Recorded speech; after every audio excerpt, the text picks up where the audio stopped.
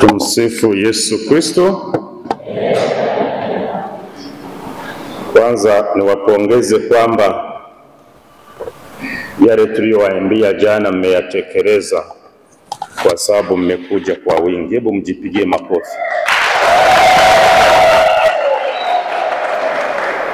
Leo katika kanisa tunaadhimisha sherehe ya Bikira Maria mkingiwa dhambi ya asili, au wengine wanasema Bikira Maria Immaculata.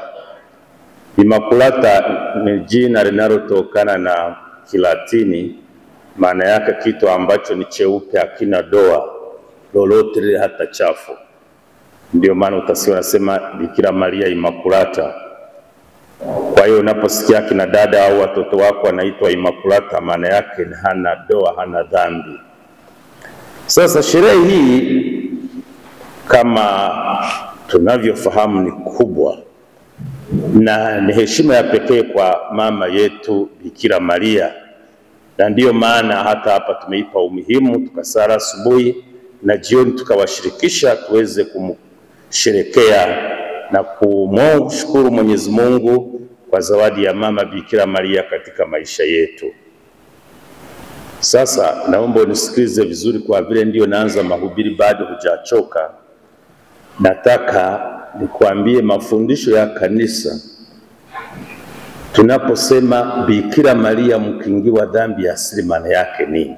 Nitatumia lugha rahisi ambayo si lazima uende amukta pale chuoni kusoma ili kuelewa. Itakuwa lugha rahisi. Tuko pamoja wapendwa? Naomba nisikilize, kwa sababu tunasherekea Bikira Maria mkingiwa dhambi ya asili. Maana yake nini? Ni hivi. Kusema Bikira Maria mkingiwa dhambi ya asili, maana yake ni kwamba Maria kwa neema ya pekee kabisa kutoka kwa Mungu alihifadhiwa na kulindwa dhidi ya doa la dhambi ya asili tangu wakati wa kutungwa kwake mimba katika tumbo la mama yake mtakatifu Ana. Alipotungwa mimba, tangu anatungwa mimba, alihifadhiwa, alikingiwa kutorithi ile dhambi ya asili ambayo sisi wote wanadamu tumeirithi kutoka kwa wazazi wa kwanza. Bikira Maria yeye hiyo alikingiwa. Kwa hiyo hii inaimaanisha kwamba tofauti na sisi wanadamu wengine wote, mimi na wewe, ambao tumekumbwa na hiyo dhambi ya asili ya Adamu na Eva, kama tulivyosikia kwenye somo la kwanza, Bikira Maria yeye hakuwa hivyo. Kumbe roho yake ilikuwa ni safi, takatifu, na imepewa neema ya Mungu tangu mwanzo. Na neema hii ya kukingiwa dhambi ya asili sio kwamba ilikuwa kwa nguvu zake, hapana. Ni kwa sababu Mungu alishamwandaa kutokana na kile kitakachokuja kuzaliwa, ambaye ni Yesu mwenyewe. Kuna mtakatifu mmoja aliwahi kusema hivi, eti ni mtu gani ambaye anaweza akajenga nyumba halafu akamruhusu adui yake akae kwanza kwenye nyumba hiyo? Haiwezekani, sio? Ujenge nyumba halafu umwambie adui yako ndiye aanze kukaa humo? Haiwezekani. Akitaka kusema kwamba iweje Bikira Maria awe na dhambi halafu tumbo hilo lije kumbeba Yesu katika hali ambayo ni ya dhambi? Mnaona kwamba ni kitu ambacho hakiwezekani. Kwa hiyo ndio kukimbiwa dhambi ya asili. Mungu alimlinda na hiyo. Lakini sio tukasema sasa Bikira Maria alikuwa amebanwa kiasi kwamba hana uhuru wa kuchagua, kwamba Mungu amemtaka kwamba wakati wote akawe msafi. Hapana. Alikuwa na uhuru wa kuchagua, vile vile alishirikiana na neema ya Mungu ambayo ilimsaidia hatua kwa hatua. Kumbe kwa ufupi ni hivyo. Bikira Maria mkingiwa dhambi ya asili aliumbwa bila kuwa na dhambi ya asili ya tuliyoirithi kutoka kwa Adamu na Eva. Yeye ni mweupe, hana doa, ni Immaculata. Sasa twende kwenye masomo ya leo kwa ufupi. Somo la kwanza ni somo ambalo wote tunalikumbuka na huwa linasisimua sana, juu ya Adam na Eva. Eva anachukua tunda anampa Adamu, Adamu anakula. Halafu Mungu anapokuja pale bustanini, wamejificha. Halafu anapomuuliza Adamu, Adamu, kwa nini umefanya hivi? Adamu anasema nimepewa tunda na nani? Na Eva. Halafu Eva alipoulizwa kwa nini imekuwa hivi, akajibuje? Nyoka ndiye amenidanganya. Unaona hali inavyokuwa. Unaulizwa wewe kwa nini umetenda hivi? Adamu anamsingizia mke wake, afu mke wake na mwenyewe anasema ni nyoka. Hii inatufunza kitu kimoja kikubwa. Kubali kuwa na unyenyekevu, usimsingizie mtu mwingine au kitu kingine kwa dhambi ambayo inakuhusu. Na hapa shida ya dhambi hii ni moja tu, kiburi. Adam na Eva ilikuwa shida ni kiburi, si kitu kingine. Mungu anawaambia msile matunda ya mti wa katikati, wanakula. Hawakumtii Mwenyezi Mungu. Kwa hiyo tujifunze, tuachane na kiburi katika maisha yetu. Na wapendwa, kiburi ni kitu kibaya, kwa sababu kiburi shida yake ni nini? Kinasababisha dhambi nyingine. Ndiyo maana kwenye mizizi ya dhambi na kiburi kimo. Ukiwa na kiburi huwezi ukamsikia Mungu. Ukiwa na kiburi hata wakuambia hili utaona ni hivi. Yaani kiburi kinasababisha mambo mengi sana. Kwa hiyo tujiepushe na kiburi katika maisha yetu. Tena kwenye familia, ukiwa na kiburi, mtoto akawa na kiburi kwa baba au mama, mama akawa na kiburi kwa baba, baba akawa na kiburi kwa watoto, familia itakuwa kama ya kambare, ambayo unakuta kambare wote, baba, mama na mtoto wana ndevu. Na hiyo ni hatari sana, nyote mkiwa na ndevu kwenye familia. Tuwe na unyenyekevu kama Mama Maria. Lakini kitu cha pili tunachojifunza, tukubali mpango wa Mungu katika maisha yetu. Bikira Maria alikuwa na mpango yake na Yusufu kuoana, lakini Mtakatifu Maria Gabriel alipomfikia akampa habari kwamba utazaa mtoto, akasema, tazama mimi mjakazi wa Bwana, nitendewe kama ulivyo nena. Kwa hiyo kukubali mpango wa Mungu katika maisha. Katika maisha wapendwa, huwezi kwa namna yote ile ukashindana na Mwenyezi Mungu. Ni vigumu. Kuna vitu ambavyo inabidi tuvikubali kwamba hapa sasa ni mpango wa Mwenyezi Mungu, na mwachia Mwenyezi Mungu. Usitumie nguvu kukataa. Kinaweza kaja kitu kizuri Mungu akakupatia.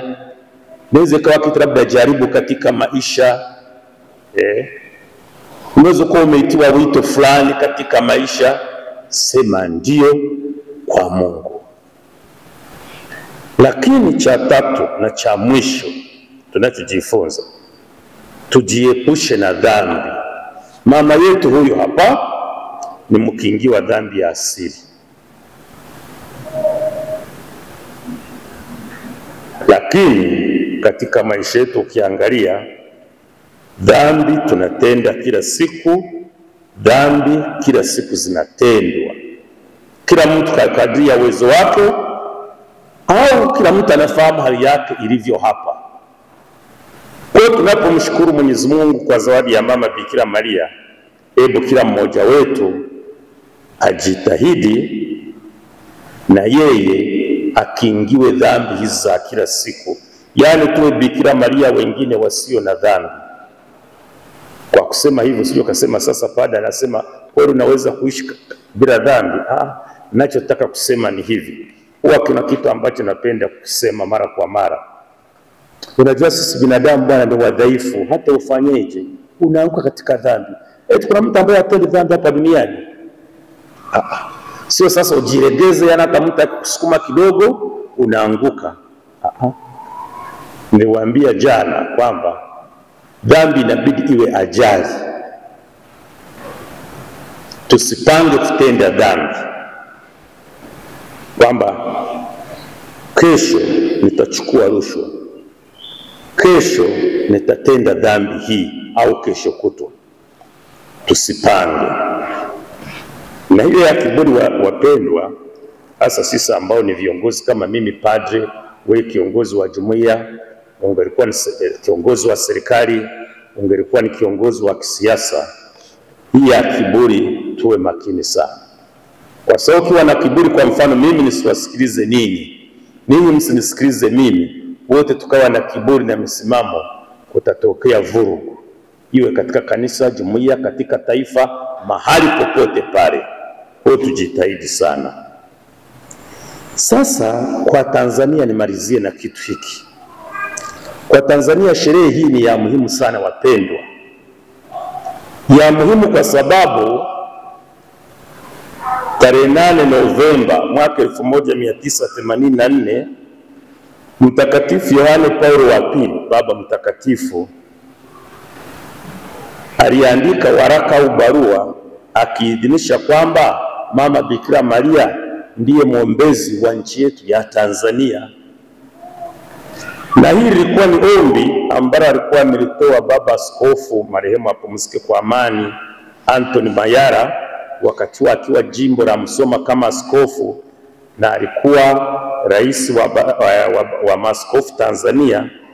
Kumbe alikuwa ameomba kwa Baba Mtakatifu kwamba Bikira Maria mkingiwa dhambi ya asili aweze kuwa mlinzi na mwombezi wa Jamhuri ya Muungano wa Tanzania. Akaandika na barua.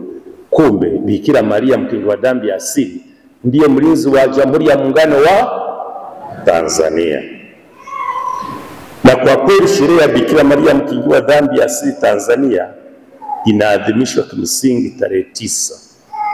Leo tumeiadhimisha, na ni kwa sababu Baraza la Maaskofu katika mkutano waliofanya mwaka 2016 walisema kwamba kuanzia sasa sherehe ya Bikira Maria mkingiwa dhambi ya asili itakuwa inaadhimishwa kitaifa nchini Tanzania ifikapo tarehe 9 Disemba.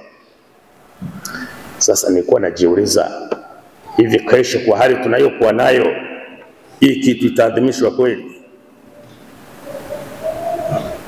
Na hii inatutafakarisha. Bikira Maria Malkia wa amani, tumuomba atusaidie sana nchi yetu iwe na amani. Hii haihitaji maelezo mengi, mnajua tension tunayokuwa nayo sasa hivi nchi nzima, si mnajua? Kwa tumuombe mama huyu Bikira Maria aiombee nchi yetu tuwe na amani. Tulale vizuri usiku, tuamke kesho usiku tuwe na amani. Tunachoomba nchi yetu iwe na amani. Ni kitu kimoja kikubwa sana katika maisha yetu. Lakini na mimi namshukuru Mwenyezi Mungu kwa siku ya leo. Muda kama huu miaka 22 iliyopita tulikuwa tunasali masifu ya jioni kule Sikonge, na mimi nikiwa hapa kama padre mtarajiwa kesho yake kule Sikonge, na kesho yake nikapata upadirisho. Kumbe na mimi naomba mnikumbuke katika sala zenu, na namshukuru Mungu kupitia maombezi ya Mama Bikira Maria ambaye kwa maombezi yake na bila mastahili nimeweza kuwa padre. Bikira Maria mkingiwa dhambi ya asili